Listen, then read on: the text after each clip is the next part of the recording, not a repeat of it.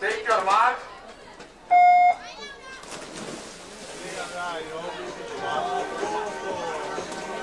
Dunque punterolla a Kaia Marchesini, il podio della farfalla esordienti a femmine. Proseguiamo con la premiazione 200 farfalla esordienti a maschi. Third and bronze medalist representing Turkey, 233.56, Yagiz Efe Ari.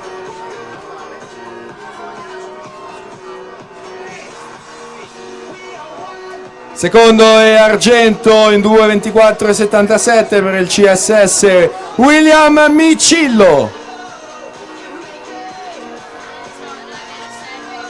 And first and gold medalist representing Turkey, 2.24.65, new competition records, Mustafa Kemer.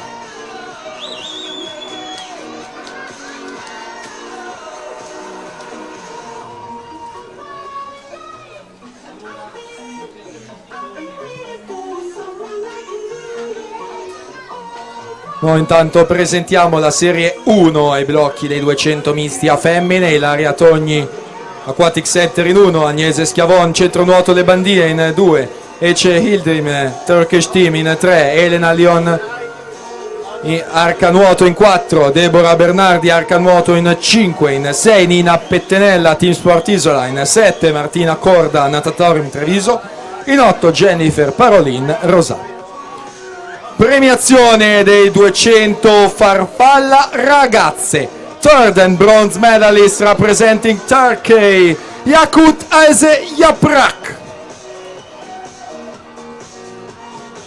Seconda e argento in 2.27.77 per il piave nuoto, Lavinia Fanfani. And the first and gold medalist, 227.38, new competitions record representing South Africa, Hanim Abrahams.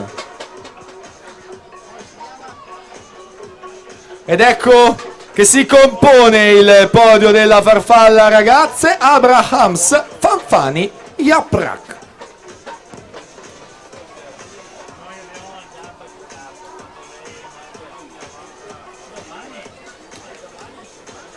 Si conclude intanto la seconda serie femminile, esordienti A dei 200 misti, 2.36.88, se la giudica Sofia Sartori dalla quarta corsia, va al comando della classifica provvisoria quando manca naturalmente la prima serie ai blocchi.